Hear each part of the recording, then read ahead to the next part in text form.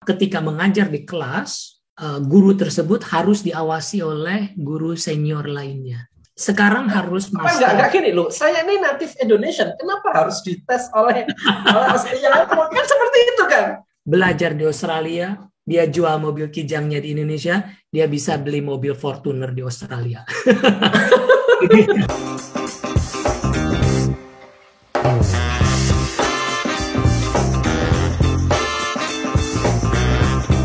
Okay, welcome back guys to my podcast Kopi Susu Komentar Pintar Suka-Suka Cak Ruf.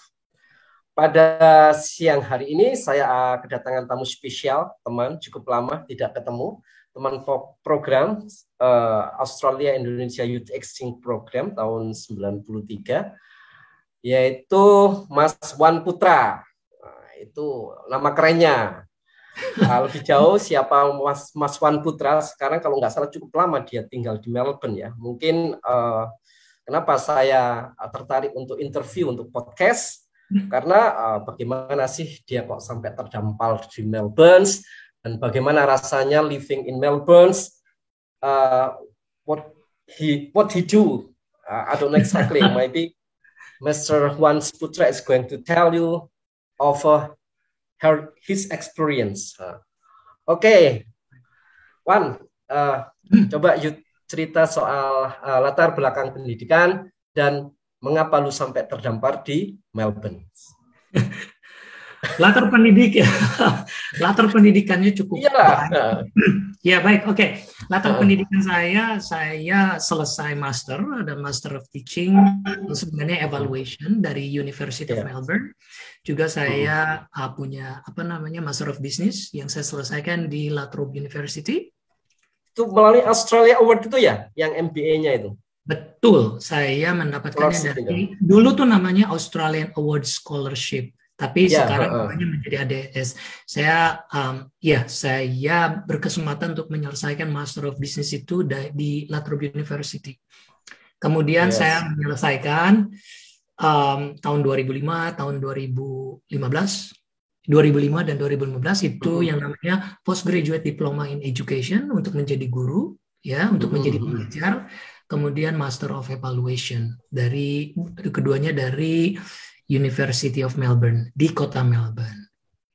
Berarti berapa, Mas Magister atau Masternya berapa? 2? Masternya 2 saja, tetapi postgraduate-nya 1. Postgraduate berarti sudah PhD belum? Belum. PhD itu setelah Master. Kalau di Australia, tingkat pendidikan itu dari Bachelor 3 tahun, kemudian honors degree itu 1 tahun. Sebenarnya honors degree itu sama dengan tingkat 5 pembuatan skripsi untuk tingkat sarjana di Indonesia. Ya, gitu. Jadi bachelor itu 3 tahun di Australia, kemudian honors degree bisa setahun, kemudian master itu tergantung bisa 1 tahun, bisa 2 tahun, bisa 2 tahun. Kemudian doctorate atau PhD begitu. Secara singkatnya. Ya, dulu kenapa kok sampai terdampar di Melbourne, sekarang di Hamilton ya? Ya, sekarang saya tinggal di kota kecil namanya kota Hamilton, masih di negara bagian Victoria. Yang membawa saya ke Hamilton ini sebenarnya karena saya mengajar bahasa Indonesia di sekolah. Saya kira tidak perlu disebutkan sekolahnya. Cukup saya mengajar di sekolah untuk di beberapa sekolah, di SD, SMP, dan SMA begitu. Tetapi sekarang dalam setahun terakhir saya tidak mengajar lagi di sekolah, tetapi mengajar secara independen untuk para pegawai pemerintah Australia yang mau belajar bahasa Indonesia atau yang akan ditempatkan di Indonesia begitu. Terkait living in Melbourne, maybe how much the life expense? Mungkin kita perlu berapa uang untuk per bulan? Saya kira itu akan mungkin kalau degree in speaking English, kalau degree in speaking English, maybe for intermediate or for advanced English can live in Melbourne. I don't know exactly. Oke. begini, banyak orang melihat Australia itu sebagai suatu negara yang purely white gitu ya. Bule gitu kan. Tapi sebenarnya di Australia sendiri ataupun misalkan di kota-kota besar, katakanlah saya berikan contoh di kota Melbourne, itu ras yang hidup di sana itu kan banyak sekali. Ya, betul. Ada mulai multicultural seperti di Indonesia. Hanya kalau di Indonesia banyak suku, kalau di sini banyak ras. Rasnya itu ada dari orang Greek, Turki, Lebanon, yang Melbourne itu salah satu kota yang paling banyak orang Yunaninya gitu, Greeknya. Kemudian tentunya ada orang Inggrisnya, orang Cinanya juga banyak. Orang Vietnam, orang Thailand, orang Indonesia ya bisa dikatakan kalau dibilang banyak, tidak sebanyak orang-orang Asia. Dari negara lain, dari negara Asia lainnya. Kalau Indonesia itu adalah komunitasnya, ada juga komunitas diaspora Indonesia. Nah, karena rasnya cukup banyak, maka bahasa Inggris mereka pun beragam. Sehingga ada. Tapi tentu kalau untuk belajar di universitas ada standarnya, yaitu standar akademik English. Academic English ini tujuannya untuk apa? Supaya siswa atau mahasiswa bisa belajar dengan baik di universitas, karena mereka kan harus menyelesaikan esai, melakukan presentasi dan sebagainya.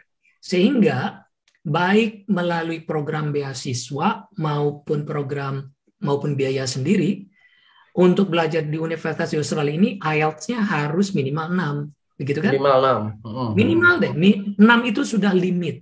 Biasanya universitas itu akan meminta 6,5 ke atas untuk IELTS. Begitu. Saya kira kalau dikonvertkan ke TOEFL, IBT TOEFL, itu sekitar mungkin 550 ke atas berarti. 550. Ke atas gitu, begitu. Nah, jadi academic English, kalau berbicara basic, intermediate atau advance, banyak ada orang mengatakan saya bahasa Inggris saya advance. Orang-orang Australia bahasa Inggris mereka yang general bisa kita katakan advance, ya, karena mereka seperti orang Indonesia, seperti saya ini bisa bicara bahasa Indonesia dengan lancar, dengan baik dan benar. Tetapi ketika mereka orang Inggris itu, orang Australia itu dites IELTS-nya, bahasa Inggris tes IELTS-nya bisa jadi di bawah 5 atau 6. Karena juga ada kendala sendiri ya. Ya, karena untuk menulis akademik IELTS itu kan harus ada istilahnya, saya katakan ada aturannya ya untuk akademik Inggris atau akademik Indonesian itu. Bahasa Indonesia akademis berbeda dengan bahasa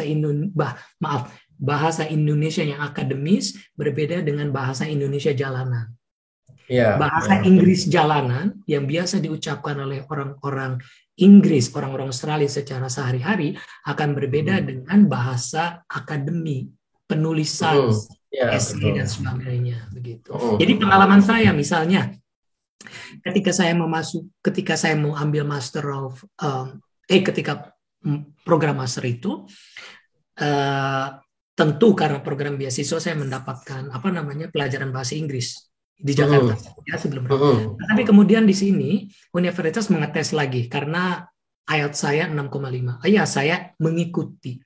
Saya ikut lagi dan ternyata ketika ikut tes itu saya lihat, loh kok banyak sekali orang bule. Maksudnya orang bule ini orang Australia yang ikut. Mereka bilang, kemudian mereka mengatakan, saya harus ikut lagi karena bahasa Inggris akademis saya, terutama untuk writing, belum memenuhi. Jadi kalau mereka bahasa writing, penulisan IELTS-nya, band-nya itu di bawah 6,5, mereka harus ikut kursus penulisan lagi. Kursus menulis kursus menulis bahasa Inggris yang baik dan benar dengan standar akademik. begitu. Jadi sebenarnya kan kita bicara kalau kita masuk ke university kan dia bicara soal bahasa akademik ya. Jadi tidak semua bule kita katakan Australia asli pun menguasai bahasa akademik 100% karena kan dia harus standarisasi IELTS itu tadi kan. Seperti itu tadi. Ya, betul. Nah, makanya ketika tes IELTS itu kan bandnya ada 4 band. Listening, speaking, reading, and writing. Orang orang Inggris, orang Australia pun yang pendidikannya katakanlah yang kurang ya, yang betul. Saya katakan mereka mungkin akan berbicara dalam bahasa Inggris yang terdengar lancar, bagus, tetapi sebenarnya grammarnya acak-acakan. Betul. Karena mereka bahasa pelaut, sailor language. Ya. Sama seperti orang Indonesia kan? Iya. Ya, kita ketika orang Indonesia lancar sekali. Ketika ditanya apa perbedaan antara, coba tolong jelaskan kepada saya. Kata majemuk. Ya, coba perbedaan apa sih yang dimaksud dengan verb dalam bahasa Inggris kata kerja? Apa perbedaannya antara membedakan, perbedaan, dibedakan, ya kan? Itu bagaimana mereka mungkin tidak bisa menjelaskan, but they know how to use it. Tapi mereka bisa menggunakannya. Gitu.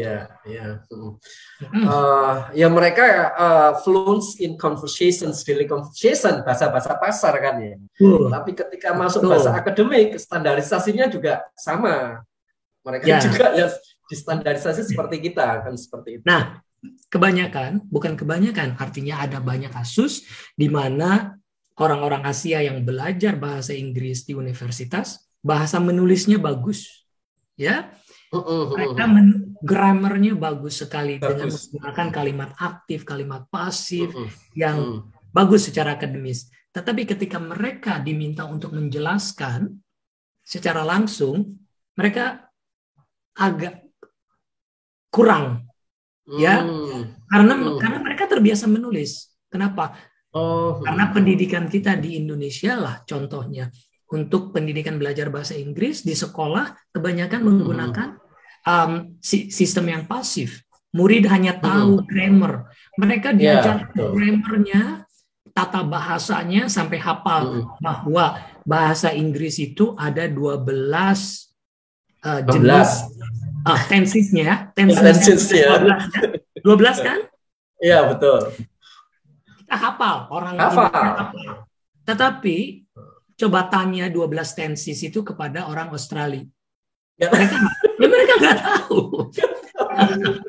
Mereka nggak tahu. Ya, makanya orang Indonesia atau orang Asia yang belajar itu bahasa tulisan bahasa Inggrisnya akan bagus, tetapi ketika diminta untuk secara langsung membicarakan, mengucapkannya, kesulitan gitu.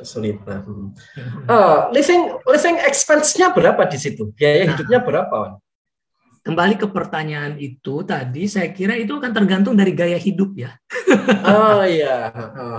Kalau gaya hidupnya mewah ya mewah. Kalau gaya hidupnya seperti saya biasa-biasa saja ya, itu bisa. Tetapi intinya begini, patokannya begini, harga di Australia itu 10 kali lipat dari harga di Indonesia. Jadi misalnya nih, saya orang Indonesia, walau bagaimanapun saya orang di sini dan saya suka pete dan jengkol, gitu kan? Tapi untuk mencari jengkol di Australia ini misalnya sulit dan harganya itu pasti 10 lipat dari harga di Indonesia. Misalkan kita mau makan ayam, ya, harga ayam di Australia itu kurang lebih 10 sampai $15 per kilonya. Katakanlah ya. Sekarang $1 berapa Australia? $1 kurang lebih 10.000 lah. 10.000. Kurang lebih. Ya. Jadi kurang lebih 10.000. Kalau misalkan harga ayam $10 sampai $15, berarti kan harga sekilonya 100 sampai 150.000. Ya betul. Hampir sama. Tetapi misalkan harga lainnya, misalnya kecuali mungkin harga mobil, harga barang-barang elektronik. baik di Australia maupun di Indonesia itu sama. Ya. Nah, yang sama harga mobil di Indonesia 500 juta, ya harga di mobil di Australia 50.000. 500 juta. Ya. Bahkan harga mobil di Indonesia itu sebenarnya 25% sampai 30% lebih mahal. Lebih mahal. Ya. Karena ada pajaknya itu. Karena pajak barang mewah di Indonesia itu. Ya. Makanya dulu saya masih ingat kalau mungkin 10-15 tahun lalu itu harga mobil di Indonesia itu harga mobil di Australia itu jauh lebih murah, bisa 50% sampai 100% harganya berbeda dengan harga mobil di Indonesia. Jadi harga mobil di Indonesia lebih mahal dibandingkan dengan harga mobil di Australia. Jadi saya ada teman punya mobil Kijang di Indonesia, belajar di Australia, dia jual mobil Kijangnya di Indonesia, dia bisa beli mobil Fortuner di Australia. Oh iya, tak? Ya, begitu istilahnya. Nah, yang membedakan kalau di Australia ini harga mobil itu kualitas mobilnya itu mungkin karena cuaca. Kalau saya selalu berlogika bahwa cuaca di Australia ini tidak lembab, tetapi kering. Jadi membuat barang-barang elektronik seperti mobil ataupun barang-barang elektronik lainnya awet. Karena tidak ada lembab yang membuat karatan. Misalnya mobil di Indonesia itu mobil 5 tahun saja sudah karatan, ya kan? Atau kemudian misalnya setiap 6 bulan itu harus ganti filternya. Ya, dibuka saja dalam waktu 6 bulan. Jakarta saja dibuka udah langsung kotor, ya kan? Polusinya yang sangat tinggi. Kalau di sini saya sudah setahun lebih nggak ganti filter air, filter air, udah nggak masalah. Ya, dan mobil saya mobil lama, mobil tahun 2010. Tetapi setiap kali teman saya datang ke sini melihat ini mobil 2010 ya, kok seperti mobil baru di Indo ya. Karena saya kalau aku lihat sih karena itu cuaca yang mempengaruhi. Itu kembali ke masalah biaya hidup.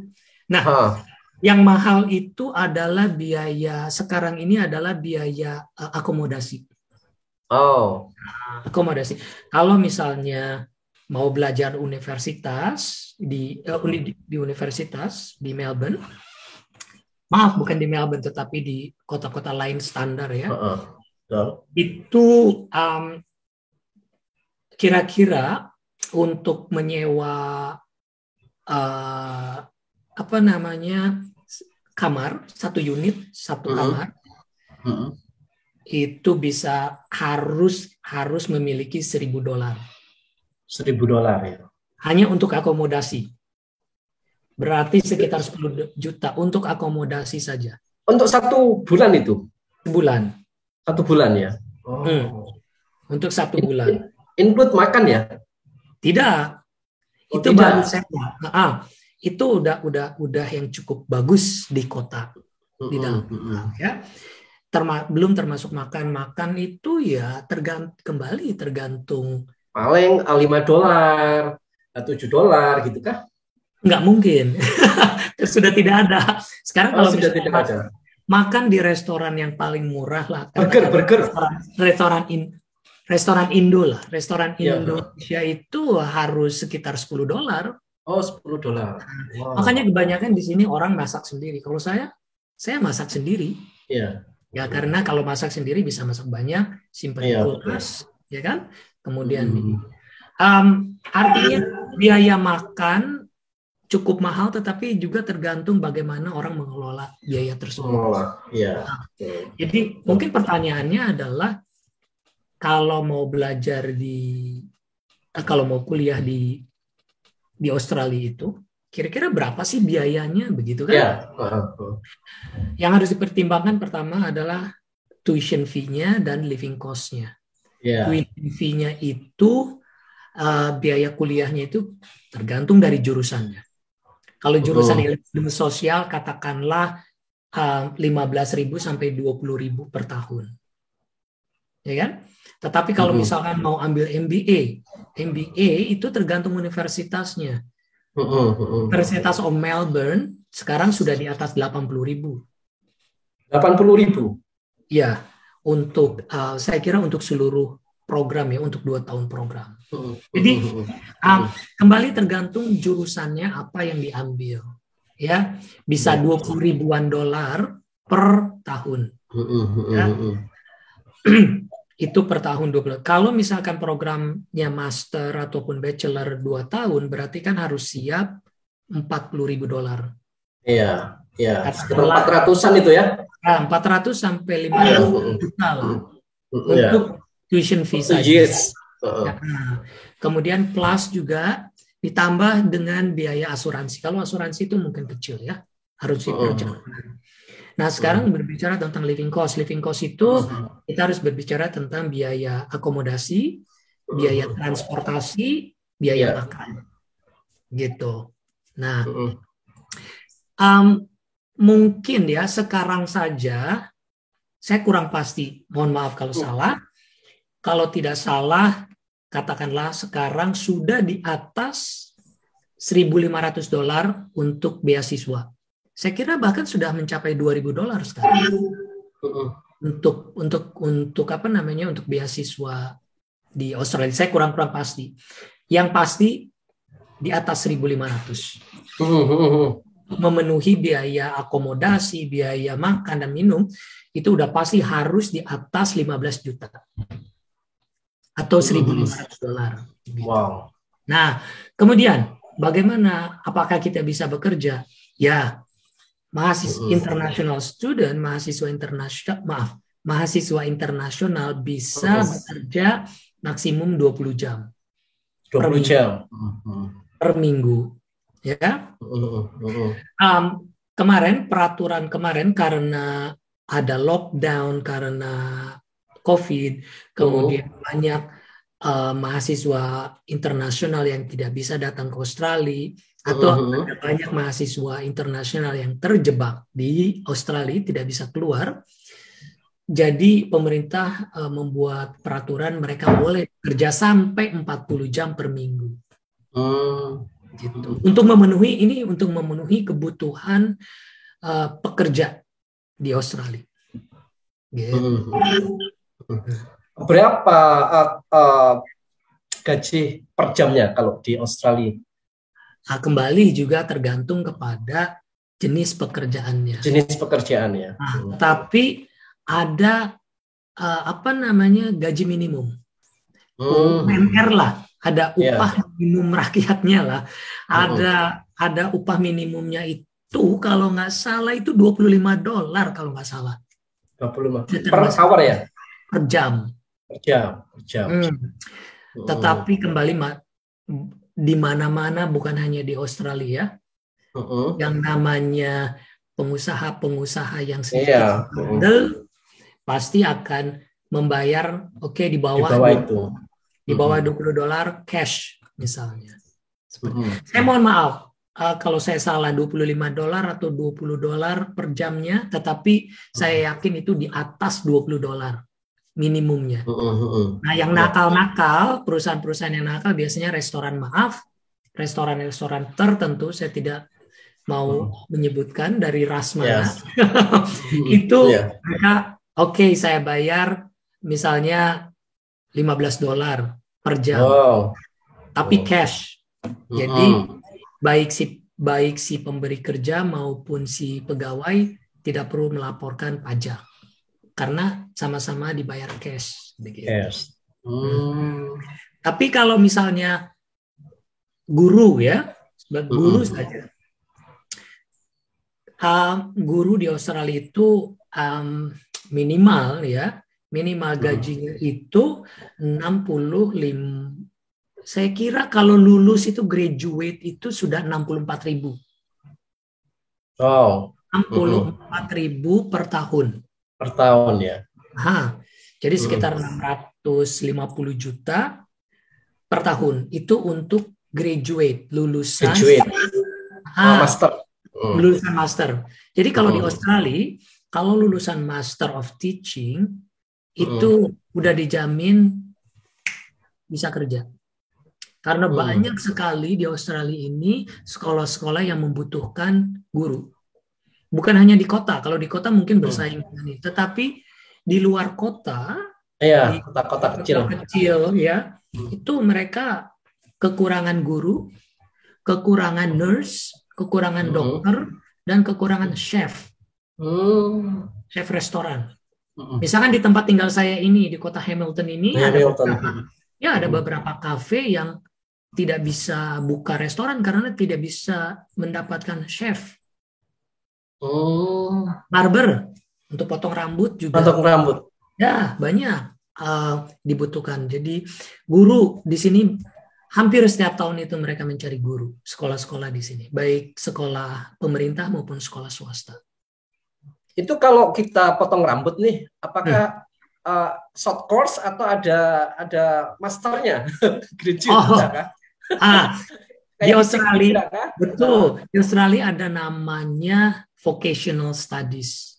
Vocational studies itu sangat kalau istilahnya untuk menjadi yang ahli yang ahli dalam bidang tertentu yang saya menyebutnya ya vocational studies lah. Mohon maaf. Namanya di sini TAFE, Technical and Further Education. Further Education. Ya, aku pernah magang di situ. Di Southbank Brisbane. Di Southbank itu, TAFE itu ya. Iya, TAFE. Nah, iya betul. TAFE ini biasanya levelnya, saya tidak bisa mengatakan levelnya di bawah universitas, tetapi universitas itu lebih ke akademis. Ya, akademik subjek, bachelor, master, ya betul. doktor. Tetapi kalau TAFE ini lebih ke vocational, jadi mereka levelnya memberikan sertifikasi untuk kita level 1, sertifikat 1, sertifikat 2, sertifikat 3, sertifikat 4. Kemudian setelah menyelesaikan sertifikat 4 itu diploma. Diploma itu setahun atau 2 tahun, kemudian advance diploma. Nah, di Australia ini mungkin saya bisa sedikit membedakan dengan di Indonesia. Di Australia ini sistem pendidikannya mencoba untuk mewadahi semua siswa dengan kemampuan yang berbeda-beda. Jadi misalnya ada murid yang selesai kelas 10. Ya kan, kelas 10 kan berarti kelas 1 SMA, ya. Kemudian setelah kelas 10 mereka mengambil sertifikat 1 atau sertifikat 3, misalnya untuk bekerja di rumah sakit, ya. Nah, dengan sertifikat 3 bekerja di rumah sakit mungkin mereka bisa bekerja sebagai resepsionis, ya kan? Setelah mereka bekerja setahun, 2 tahun sebagai resepsionis dengan sertifikat 3, mereka melanjutkan, saya mau melanjutkan ke sertifikat 4. Nah, subjek ataupun mata pelajaran di sertifikat ini bisa dikredit untuk ke sertifikat 4 untuk subjek yang sama, untuk jurusan yang sama. Kemudian dia bekerja lagi setahun 2 tahun. Setelah itu dia putuskan, saya mau ngambil diploma. Dia ambil diploma, ya kan? Setelah kemudian dia bekerja, mungkin dengan posisi tertentu, dia bisa, saya mau balik lagi untuk mengambil advance diploma, ya kan?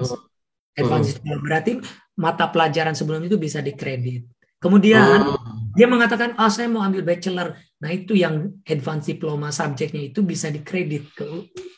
Ada beberapa universitas yang menerima. Jadi dia tidak perlu menyelesaikan bachelor degree-nya itu, sarjananya itu selama 3 tahun. Tetapi cukup 2 tahun atau 1 tahun. Ya, karena ada kredit sebelumnya. Ada kredit fasilitas. Kalau di Indonesia, itu tadi kalau kita ke barberan ya, itu kan kalau kita bisa ada izin untuk barber, berarti kan kita pendidikan melalui TAFE itu kan? Iya, gitu kan? betul. Level berapa? Biasanya itu diploma, harus diploma. Harus diploma ya? Ya. Diploma itu berarti level berapa, Pak? 6? Saya lupa sertifikat. Diploma itu seperti di Indonesia lah, ada diploma ya, 1, diploma 2, diploma 3 gitu. Tapi kan? melalui TAFE itu ya, melalui TAFE pendidikannya. Ya, TAFE pendidikannya, okay. selevel dengan TAFE gitu. TAFE. Ada yang ada TAFE, ada juga sekolah-sekolah teknikal yang punya swasta begitu. Jadi secara tidak langsung gini ya, ini sebenarnya Indonesia sudah menuju ke situ ya. Jadi untuk menempuh profesi sesuatu, Australia itu basicnya harus certified ya, harus berijazah ya. Iya, kayak seperti itu. Kita nggak mungkin punya skill memotong dari orang lain, kemudian kita langsung membuka barber, motong, nggak bisa. Nggak bisa, bisa dituntut itu. Kalau misalkan, misalnya dituntut, ya? Saya potong rambut, ini saya nggak suka, dan saya tahu orang tersebut mereka tidak punya kualifikasi barber, motong rambut jelek, saya bisa. Barber di sini harus yang skill, harus punya sertifikasi. Harus sertifikasi ya. Sertifikasi ini di sini dipermudah juga, bisa dibuat. Kalau misalkan orang tersebut punya pengalaman, ya berpengalaman, katakanlah berpengalaman sebagai barber di Indonesia, mereka bisa mengatakan saya punya experience, pengalaman saya, misalkan memotong rambut selama 5 tahun di Indonesia. Ya betul, di Indonesia. Pasti akan ditanya, oke, buktinya apa? Punya ijazah tidak?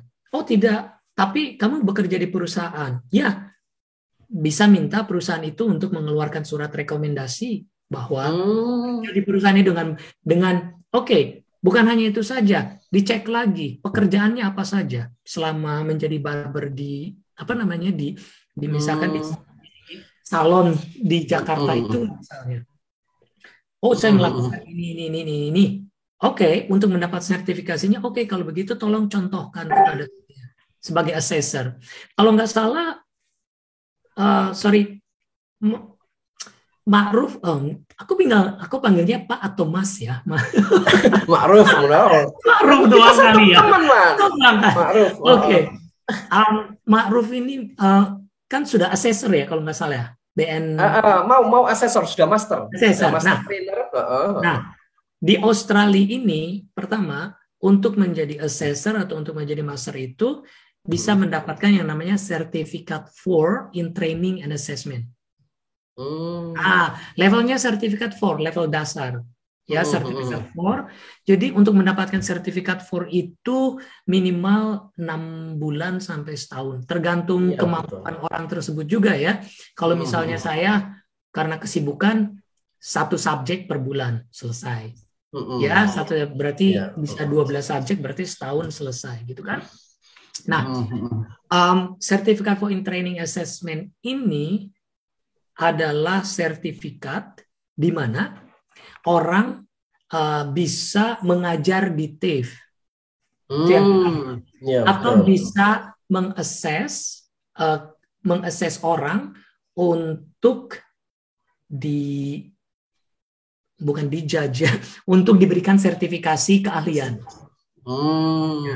Misalnya saya karena punya sertifikat for in training and assessment dengan kualifikasi untuk misalnya untuk bahasa Indonesia, saya bisa kalau ada orang misalnya orang bule mau belajar di universitas untuk jurusan bahasa Indonesia dan bahasa Indonesia harus dinilai, di-assess, itu bisa datang ke saya, kemudian saya bisa assess bahasa Indonesianya, kemampuannya di mana. Wan, you sekarang kan teaching bahasa Indonesia kan ya? Nah, ketika you mau teaching, mengajar, berarti kan you ngambil graduate ya, mau teaching ya? Subjeknya Indonesia, bahasa Indonesia subjeknya, majornya bahasa Indonesia. Ya. Sekarang harus master. Enggak gini loh, saya ini native Indonesian, kenapa harus dites oleh Australia? Kan seperti itu kan? Iya kan? Ya, betul. Gimana? Nah, untuk Master of Teaching itu kan sekarang Master of Teaching itu 2 tahun. Ya. Maaf, tergantung backgroundnya juga. Kalau misalkan dia udah punya master lain, cukup 1 tahun. Iya. Kamu kan punya master lain, MBA kalau nggak salah. Ya, jadi saya hanya setahun waktu itu. 1 tahun. Nah, jadi untuk menyelesaikan program itu, mereka bertanya untuk teaching itu ada jurusannya, majornya. Nah, major itu kamu mau ngajar apa? Saya bilang, saya mau mengajar bisnis dan bahasa Indonesia. Bisnis mereka menerima. Kenapa? Karena apa namanya, saya punya kualifikasi in bisnis. MBA. Okay. Nah, yang kedua, mereka tanya untuk jurusan bahasa Indonesia, you have to be assessed. Saya bilang, tapi kan saya native speaker. Iya, saya kan native speaker. Betul. Tetapi logikanya di sini adalah bukan berarti karena kamu native speaker, kamu bisa mengajar bahasamu. Iya. Kan? So you have to jadi betul. mereka bertanya, saya memang secara hidup saya dengan menggunakan bahasa Indonesia, tetapi hidup Anda tidak memahami bahasa Indonesia itu. Paham kan? Artinya, jadi ketika saya di-assess, saya ditanya mengenai grammar, tata bahasa dalam bahasa Indonesia. Yang saya bilang, waduh, saya harus belajar lagi. Makanya saya belajar lagi. Itu kayak ayat loh, kok banyak bule.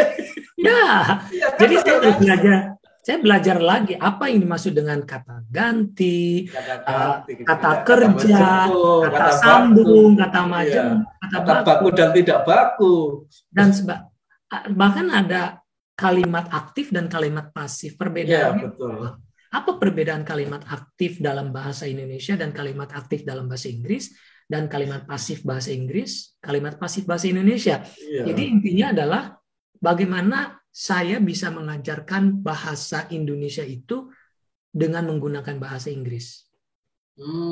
Iya kan? Karena di sini mengajar. Jadi kan nanti challenge-nya itu adalah sebenarnya tantangannya itu kan sebenarnya adalah bagaimana mengajarkan bahasa Indonesia ke dalam bahasa Inggris sehingga orang yang bahasa Inggris itu bisa memahami bahasa Indonesia sesuai dengan apa yang mereka ketahui, background mereka, dasar mereka. Betul. Jadi saya pun harus dites lagi di sini oleh seorang assessor. Nah, assessornya itu pun orang bule. Saya bingung. Kecuali orang Indonesia yang lama di sana, no problem ya. Mungkin kebetulan karena assessor yang ada di universitas itu adalah orang bule dan dia yang menguji bahasa Indonesia saya. Jadi ambil master teaching-nya di mana, Wan? Bahasa Indonesia itu. University apa? Melbourne. Melbourne. Ya, universitas. Jadi saya sendiri ya waktu itu ya.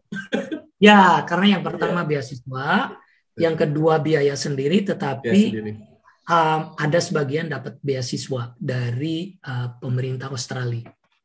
Jadi nggak sepenuhnya, tidak sepenuhnya biaya sendiri sih. Biasanya hidup saya ini, sekolah-sekolah saya ini hampir sebagian beasiswa. Tapi memang bahasa Indonesia masih diajarkan di sana atau memang masih penting di Australia? Jadi begini, bahasa Indonesia pada zaman Soeharto dulu ya, sebelum 90-an lah ke bawah itu, karena hubungan Indonesia dan Australia sangat bagus antara Presiden Soeharto dengan Paul Keating pada saat itu, ya Perdana Menteri Paul Keating. Bahasa Indonesia ini sangat terkenal, bahkan menjadi bahasa yang diharuskan di sekolah itu. Tapi kemudian lama-lama menurun, bahkan sekarang pun menurun, dan banyak menurun diganti dengan bahasa-bahasa lainnya. Nah, yang pasti adalah sekolah itu harus mengajarkan bahasa. Terserah sekarang ini. Dulu itu ya tergantung juga siapa yang memerintah di Australia. Apakah Partai Labor ataukah Partai Liberal? Biasanya ganti-gantian kan? Kalau nggak Partai Liberal, ya Partai Labor. Tergantung kebijakannya. Mereka leaningnya kemana? Ke Eropa atau ke Asia? Nah, kalau leaningnya ke Asia dulu bahasa Indonesia menjadi top language yang diajarkan di sekolah gitu. Nah, sekarang diganti dengan sekolah mengajarkan bahasa Mandarin, bahasa Jepang, juga bahasa Eropa juga sekarang mulai terkenal lagi, dan juga tergantung negara bagiannya. Di New South Wales misalnya bahasa Perancis cukup terkenal tuh. Victoria bahasa Indonesia masih Masih. Ada teman saya yang di Queensland itu mengajarkan bilingual school, di bilingual school, di mana sekolahnya mengajarkan siswanya dalam bahasa Indonesia dan bahasa Inggris. Queensland itu? Ya, di Queensland. Wah, Ada sekolah, Queensland aja. sekolah kecil itu. Tetapi kembali tergantung kepada si kepala sekolahnya. Nah, karena kepala sekolahnya itu sangat concern dengan memiliki kecintaan terhadap budaya Indonesia. Guru-gurunya juga sebagian besar pernah tinggal di Indonesia, belajar, jadi berkumpul di sekolah itu menjadi bilingual school. Kota kecil. Kalau di kota saya, di kota saya misalkan di Hamilton ini hanya satu, mungkin dengan kota lain yang mengajarkan bahasa Indonesia. Satu sekolah negeri, satu sekolah swasta. Sekolah lainnya mengajarkan bahasa Mandarin, dan Itali kalau tidak salah. Nah, jadi bahasa Itali mulai ditinggalkan karena susah ininya, mungkin mendapatkan guru-gurunya. Kemudian juga Prancis. Jadi sekarang ini antara bahasa Mandarin, Jepang atau Indonesia, begitu. Dan sekolah kalau mengajarkan bisa mendapatkan funding dari pemerintah.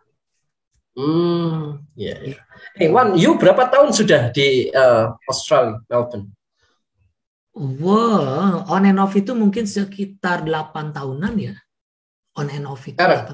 Ya, karena kan saya selesai master, pulang ke Indonesia, kemudian saya mau mengambil jurusan teaching itu, balik ke Australia mengambil jurusan teaching.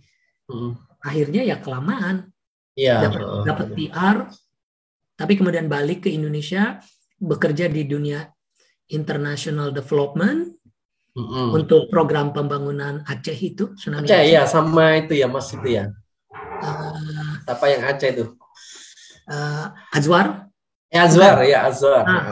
Kemudian balik lagi, Azwar dan beberapa orang, dan kemudian balik lagi karena udah permanent resident, ya sudahlah memutuskan balik lagi ke Australia gitu. Kau dapat permanent resident waktu dapat apa itu? Berapa tahun itu setelah tinggal di Australia? Tahun lalu. Tahun lalu ya? Bukan tahun lalu, sudah lama. Tahun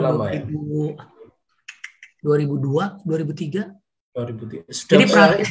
Jadi peraturan berapa lama tinggal di Australia? Kenapa? Setelah berapa lama tinggal di Australia baru dapat permanent resident? Jadi pada saat itu sebenarnya untuk mendapatkan PR itu lebih mudah dibandingkan yang sekarang. Sekarang. Jadi kalau bilang kalau mau mendapatkan permanent resident di Australia, ambil jurusan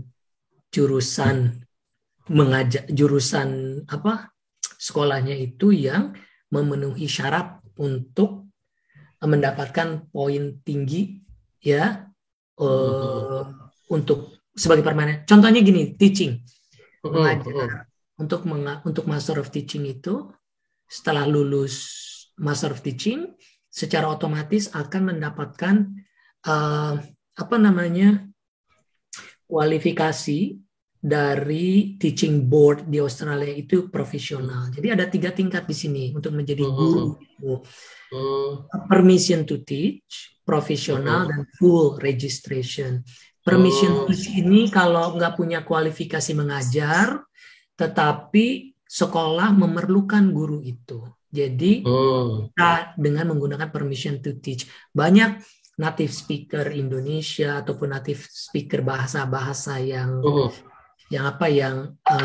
susah dicari gurunya, mereka akhirnya mempekerjakan guru dengan permission to teach.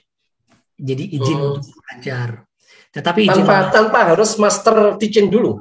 Ya, tanpa. Tetapi untuk mendapatkan permission to teach ini juga susah, ya. Tidak sembarang. Dan juga ketika mengajar di kelas, guru tersebut harus diawasi oleh guru senior lainnya. Jadi tidak bisa ditinggalkan begitu. Senior lainnya. Oh, ya. Jadi kalau misalkan ada guru permission to teach, dengan guru dengan kualifikasi permission to teach mengajar di kelas, bisa saja saya duduk di kelas itu untuk melihat, bukan melihat ya, artinya untuk turut mengawasi bagaimana cara mengajar. Jadi dianggapnya yang permission to teach ini belum berkualitas, belum memiliki kualifikasi sebagai guru. Oh, seperti master teaching graduate ya? Ya, nah kemudian selama dengan graduate, dengan master of teaching yang graduate, secara otomatis dia mendapatkan profesional. Nah, profesional teaching itu bisa mengajar di mana saja, bebas. Mau mengajar casual, part-time, full-time, dan tidak perlu diawasi. Karena istilahnya sudah lulus teaching qualification. Teaching qualifications. Oke. Nah, setelah profesional itu, ya terserah orang itu biasanya. Apakah akan terus profesional ataukah mau mengirimkan, biasanya harus mengirimkan dokumen-dokumen untuk mendapatkan full kualifikasi mengajar penuh. Nah, setelah kualifikasi penuh, udah mengajar di mana saja, dianggap sebagai senior teacher begitu. Nah, maaf, untuk menjadi seorang guru di Australia itu tidak perlu Master of Teaching, bisa langsung Bachelor of Teaching. Lulusan kelas 12, lulusan SMA, bisa belajar Bachelor of Teaching selama 4 tahun. Ya, nanti kualifikasinya adalah kualifikasi mengajar. Tetapi Master of Teaching biasanya orang-orang yang mengambil Master of Teaching karena ingin menjadi guru dengan kualifikasi non-teaching. Bachelornya, sarjananya. Misalkan sarjananya sarjana hubungan internasional, mau menjadi guru, ya harus ambil Master of Teaching. Gitu. Tidak perlu lagi ngambil Bachelor of Teaching. Yes. Okay, the last one, Juan. Kira-kira kalau toh kita tips ya. Kita lolos scholarship di Australia atau mungkin work in Australia, bagaimana? Saya pikir mau beasiswa Australia ataupun mau beasiswa Eropa dan lainnya, yang pasti bahasa Inggris. Bahasa Inggris. Bahasa Inggris IELTS-nya itu harus di atas 6,5. 6,5 ya. Atau TOEFL-nya itu di atas 550 lah. 50. Ya, itu udah pasti itu. Kemudian yang kedua, kalau biasanya program-program beasiswa di Indonesia itu hanya memberikan untuk program master, bukan untuk program bachelor. Ya, saran saya berdasarkan pengalaman saya dan juga teman-teman saya, kalau bisa jurusannya inline sama dengan yang akan diambil. Kan? Yang akan diambil. Kalau misalkan kemudian juga selain sesuai dengan S1-nya juga dengan pekerjaannya. Kalau tidak sesuai dengan jurusannya, ya setidaknya sesuai dengan pekerjaannya. Nah, misalnya ada kasus misalnya misalnya seseorang lulus S1 ya, bahasa Inggrisnya bagus 6,5, jurusannya sosiologi ya. IPK kalau IPK tuh harus di atas 3. Kalau ya harus, tapi bisa dicek lagi apakah turun, tetapi biasanya sih di atas 3. Oke. Kalau 3 kan berarti nilainya B, bagus gitu kan. IPK kalau bisa di atas 3. Tetapi kemudian orang tersebut bekerja sebagai di bagian human resources. Di beberapa perusahaan ataupun di lembaga. Kan jurusannya tidak sesuai S1. Artinya sosiologi, tapi pekerjaannya misalkan 3-4 tahun di human resources. Ketika SDM, ketika dia mau ngambil master, kalau dia ngambil, bukan kalau, dia kemudian mengambil masternya untuk Master of Business dengan jurusan Human Resources. Dipertimbangkan, ya kan? Tentu saja, ya kan? Tentu saja dipertimbangkan. Kenapa? Karena sesuai dengan pekerjaannya. Kalau dia mengambil jurusan sosiologi, masternya untuk apa? Biasanya saya misalkan waktu saya bekerja sebagai program manager untuk program beasiswa Sampurna dan juga advisor untuk program beasiswa di Maybank Foundation, ya seleksinya seperti itu. Saya lihat bukan hanya di S1-nya, tetapi pekerjaan profesionalnya apa dan masternya itu apa. Apakah inline tidak dengan pekerjaan atau dengan future-nya gitu kan? Berarti itu contoh dari sisi profesional, dari sisi karirnya. Juga untuk feedback untuk nation ya. Untuk apa? Untuk masyarakat itu juga dipertanyakan juga kan ya? Ya, tentu dipertanyakan. Artinya saya kira itu sudah pertanyaan yang wajib dipertanyakan setelah lulus 2 tahun beasiswa itu, Anda harus pulang ke Indonesia, ya kan? Dan setelah pulang ke Indonesia, contribute to the development of Indonesia. That's the question. Dulu jawab apa, Wan? Maaf? Dulu jawabnya apa ketika dapat MBA? Ya tentu. Ya tentu, karena saya jurusannya hubungan internasional, tapi kemudian bekerja di bagian di bisnis, ya, kemudian saya ngambil jurusannya human resources, maka diterima. Ketika saya kembali, ya kontribusi saya adalah I want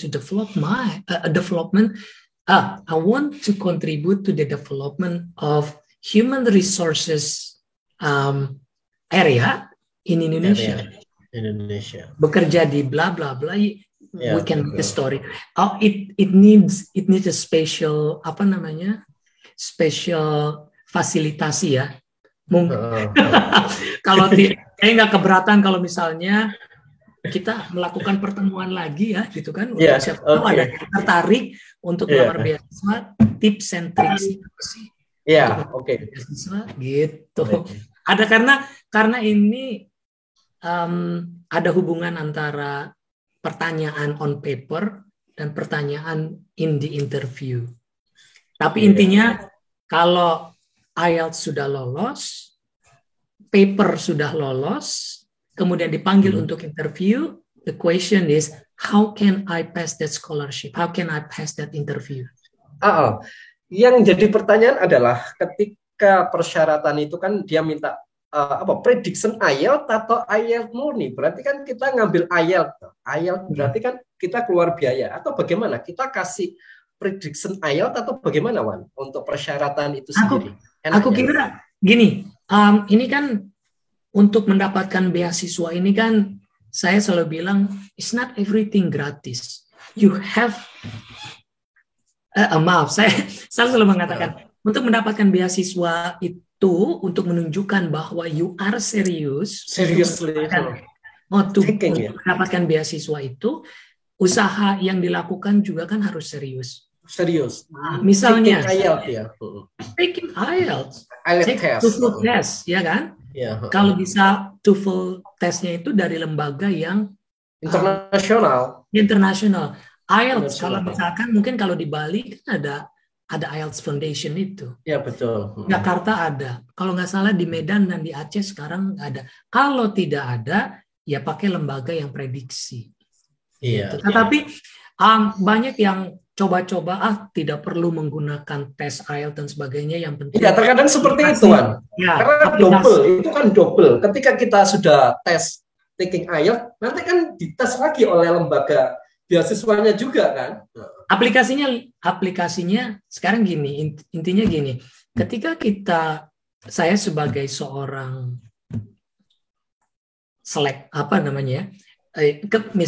bekerja di dunia rekrutmen, ya, untuk beasiswa itu, yang masuk untuk melamar beasiswa itu kan ada beberapa. ya kan? Banyak. Banyak sekali. Banyak sekali. Tahap seleksinya kan berarti saya akan melihat bukan hanya dari jurusan, bukan hanya dari bukan dari universitasnya saja.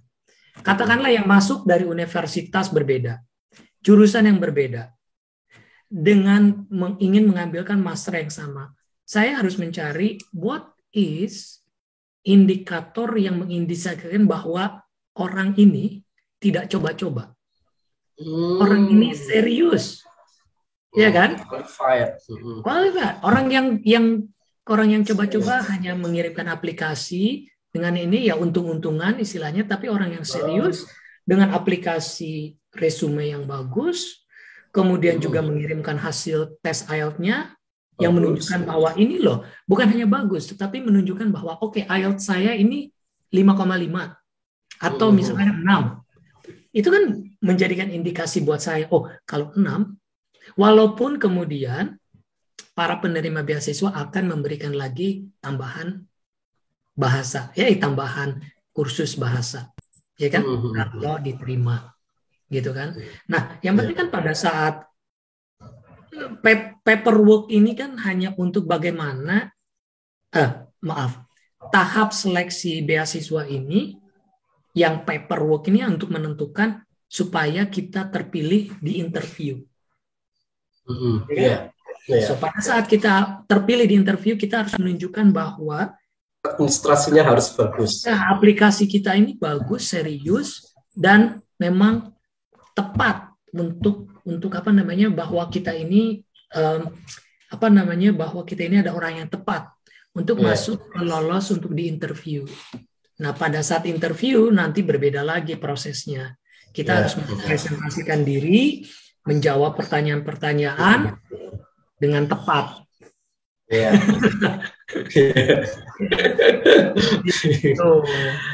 Oke, kita jawab. Itu harus ada ini khusus. Apa namanya? Oke. Nanti kita schedule. Silakan. Baik. Oke. Terima kasih, Wan. Ya, sama-sama. Waktunya. Oke, guys. Oke, guys. Demikian tadi bincang-bincang dengan Kurniawan Putra, Wan Putra dari Melbourne, soal tips living in Melbourne and tips sedikit beasiswa. Nanti mungkin if we have time, maybe kita juga akan bicara lagi soal tips beasiswa lebih detail. Oke, begitu saja. Tetap jaga prokes dan tetap sehat selalu. Terima kasih, Wan. Sama-sama.